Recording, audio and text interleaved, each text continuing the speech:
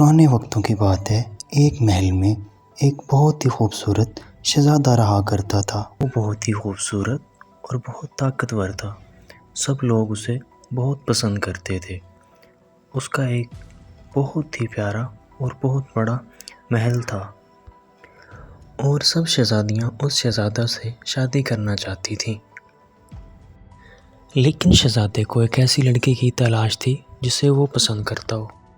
اور ایک روز شہزادہ اپنا گھوڑا لے کر محل سے نکلا ایک شہزادی کی تلاش میں، جسے وہ چاہے، جس کے ساتھ وہ خوش رہے اور ایسی خوشی اپنی ساری زندگی اس کے ساتھ گزارے۔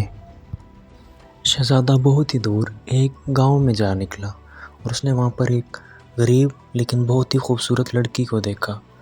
وہ لڑکی دکھنے میں تو غریب لیکن انتہائی خوبصورت اور بہت ہی دلکش تھی۔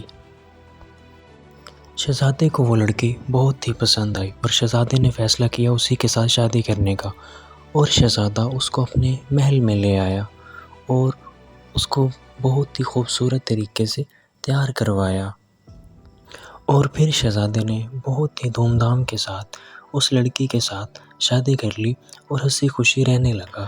شہزادہ بہت ہی خوش تھا کیونکہ وہ لڑکی اس کو بہت ہی پسند تھی اور لڑکی بھی انتہائی خوبصورت تھی۔ لیکن خدا کا کچھ کرنا ایسا ہوا کہ شہزادی کچھ ہی دنوں بعد بیمار ہو گئی۔ شہزادہ یہ سب کچھ دیکھ کر بہت ہی زیادہ پریشان تھا۔ اس نے اپنی سلطنت کے بہت ہی ماہر حکیم اور ڈاکٹروں کو بلوایا، لیکن ان کے علاج کے باوجود شہزادی کی طبیعت میں کوئی بھی سدھار نہ آیا اور وہ بیمار ہی رہی۔ اور اس شہزادے نے اپنی سلطنت کے ایک بہت ہی ذہین اور عقل مند شخص کو اپنے محل میں بلوایا اور اس کو ساری حقیقت بتائی۔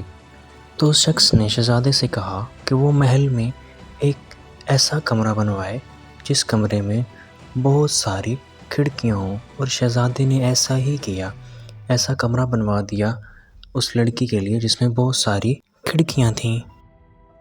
اور اس سیانے شخص نے کہا کہ کمرے میں ہر طرف مٹھائیاں اور فروٹ رکھ دو اور شہزادی کو اس کمرے میں کچھ دن کے لیے اکیلا چھوڑ دو، اور شہزادے نے ایسا ہی کیا۔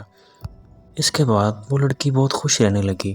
یہ دیکھ کر شہزادہ بھی کافی خوش تھا، کیونکہ ایسا کرنے کے بعد شہزادی کی طبیعت میں بہت ہی سدھار آیا تھا اور وہ بہت ہی خوش تھی۔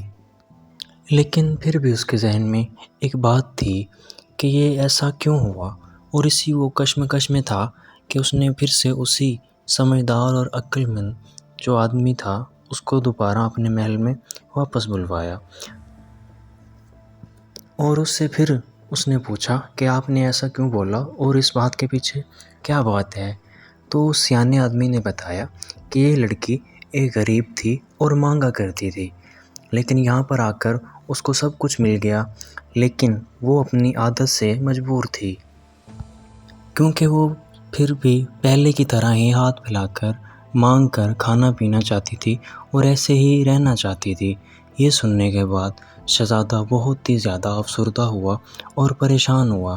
تو اس سیانے آدمی نے اس کو مشورہ دیا کہ تم ایسا کرو کہ اس لڑکی کو وہیں چھوڑ کر آؤ جہاں سے تم اس کو لے کر آئے تھے۔ اور شہزادہ بہت زیادہ پریشان تھا، لیکن شہزادہ نے ویسا ہی کیا اور اس لڑکی کو واپس اسی جگہ چھوڑ کر آ گیا جہاں سے اس کو لے کر آیا تھا۔ اور شہزادہ واپس آنے کے بعد اپنے محل میں پہلے کی طرح ہی رہنے لگا اور دوبارہ سے اپنی زندگی گزارنے لگا۔ اور اس کہانی سے ہمیں یہ سبق ملتا ہے کہ جو شخص جیسا ہو، جیسی اس کی فطرت ہو، 100 سال بعد بھی وہ ویسا ہی ہوتا ہے، بھلے جہاں مرضی رہنے لگ جائے۔